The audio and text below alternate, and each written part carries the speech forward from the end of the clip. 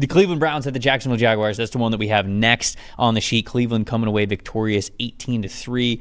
Another sort of stinker of an offensive performance here for the Jags, which I know we will get to. On Cleveland's side of things, wide receiver Jerry Jeudy was the highest graded player at an 80.8. Offensive tackle Devon Jones earned a 76.0. Safety Ronnie Hickman with a 75.4, and then his running mate Rodney McLeod, the other safety, 71.9. Cam Mitchell with a 71.5 to round things out. Deshaun Watson, 72.2, so a better week there for Deshaun Watson. On the flip side of things, the Jacksonville Jaguars, edge rusher Joshua Hines Allen, elite 92.1. Linebacker Devin Lloyd, 86.2. And then we start to drop off a little bit. Running back Travis Etienne, 74.8 at number 3. Cornerback Ronald Darby at a 73.6. Foyesei Oluokun, or their edge rusher, 70.5. And then quarterback Trevor Lawrence with a 67.5 in this game. I think our stat that tells the story, as I'm looking at the sheet now, it's going to kind of go into one another, but I'll start with you. What is your stat that told the story here, with this one being a Cleveland Browns low-scoring victory in Trevor Banks Stadium? Trevor Banks Stadium, that's right. And I think this offense, I know they have Gabe Davis and they have Brian Thomas and they have Trevor Lawrence's huge arm, but this is another one. Very much like the Colts, we got to manufacture things sometimes. And we know they struggle to run block, and we know it's very inconsistent running the ball, but this is a team right now not creating a whole lot after the catch, not creating a whole lot themselves to move the chains. Look, and Trevor Lawrence, he hit 4 deep balls yesterday, which is good, but the highest average depth of target in his career at 13.4 yards. And right now, same thing as the Colts. If you're getting too home run dependent, and you're playing a team like the Browns, who are one of the better teams in the league at preventing explosive plays, you have to manufacture it. I think, Trev, Evan Ingram being called out of this game about an hour before the game, that really hurt them. Because they need, and I'm going to roll this real quick into my most disappointing with it. You have Davis and Thomas as the vertical threats, right? But a big part of this offense, along with ETN doing what he does in the backfield, is Christian Kirk and Evan Ingram moving the chains. On third down, just those two creating the easy throws. And there's not enough easy throws. Christian Kirk had 3 targets with 1 catch for -1 yard. And through 2 weeks, he's got a 52 receiving grade. They can't win if they're just trying to swing for the fences all of the time. They need Christian Kirk. Obviously, I know Brenton Strange had a good game, but he doesn't. I think that was like a career game for him. The whole point of this is that you have Davis and Thomas deep and Kirk and Ingram underneath. And right now, with Ingram hurt, Kirk has to pick up that load. And they're just, as a team, it's the same thing as the Colts to me.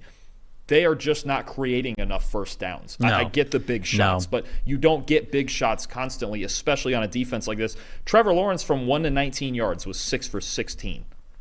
You just can't. You have to find ways to move the chains, especially, you've been mentioning it, the way that defenses are sitting back. Getting first downs has to be a primary goal. You don't need an 80-yard touchdown every play.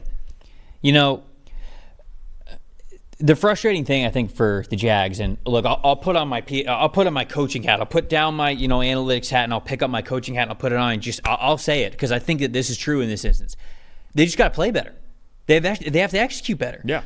Do they have the perfect team on paper? No. And I think that there are things that you could point to, and there's players that you could point to and say like, oh, this person's got to play better. And there's no doubt about it. But the frustrating thing for the Jags is that they have enough to win. We saw them go on winning streaks even with last year. But John Shipley pointed this out on Twitter. They're 1-7 in their last 8 games going back to last year. In those games, they have scored 21 points only 3 times.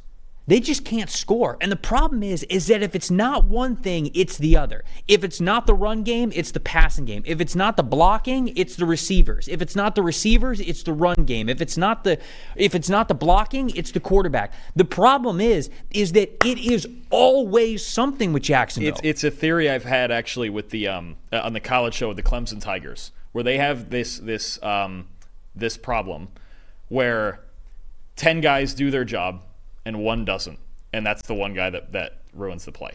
And the Jags, you're right. And here's my other thing too. Are they lacking? I know it's a word that's used a lot. Are they lacking in identity? Like, what are the Jags? They want to pass deep. They want to be a vertical passing offensive team. But you can't do that every play. This isn't college. Like, there are teams in college that can do that every play because they have better athletes. What are they great at? Like, I love Trevor Lawrence. I do. I think he's a top 10 quarterback, maybe even top 8. He's as talented as any guy in the league.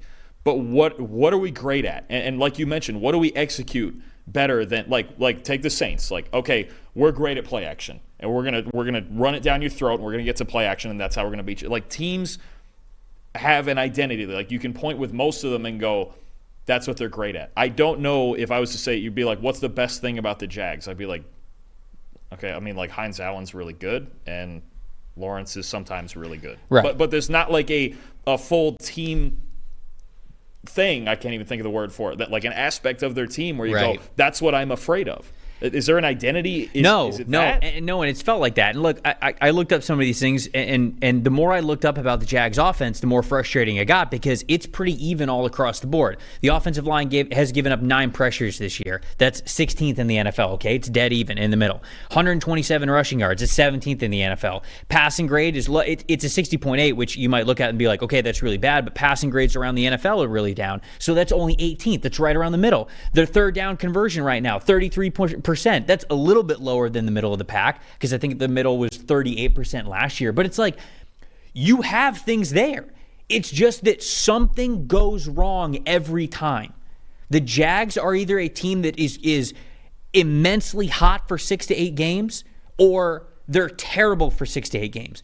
It sort of feels like, and it wasn't exactly to this extent, but like you remember the New York Giants when they were going on their Super Bowl runs. They were the poster child for this. You don't have to be good the whole year. Just get hot in December. That's all you need. But you can't dig yourself too big a hole either. Right? No. This is a team now that's already 0-2. Of course, but that's the frustrating thing for Jacksonville is they're capable of getting hot, but they're just an extremely hot and cold team right now under Doug Peterson and Press Taylor as the offensive coordinator. Yeah. It's just, again, if it is not one thing, it's another. I see so many great people who do a good job covering this team on the Twitter timeline. Somebody will point out Anton Harrison struggling. Somebody will point out Trevor Lawrence struggling. Somebody will point out Christian Kirk struggling. Somebody will point out Evan Ingram struggling. Somebody will point out Anton Harrison struggling.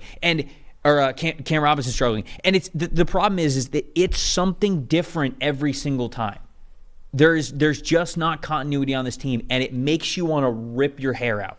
Because that's so frustrating that something goes wrong every time. Because we've seen the highs. Sure. Most impressive for me, he didn't play a ton of snaps. I think he only played 11 snaps in this game dealing with that shoulder injury is Denzel Ward. But Denzel Ward's, this is more of a nod to how well he has been playing all season. When I say all season, I guess I mean 5 quarters. But he's been playing really, really well. You see this, it's only 11 snaps.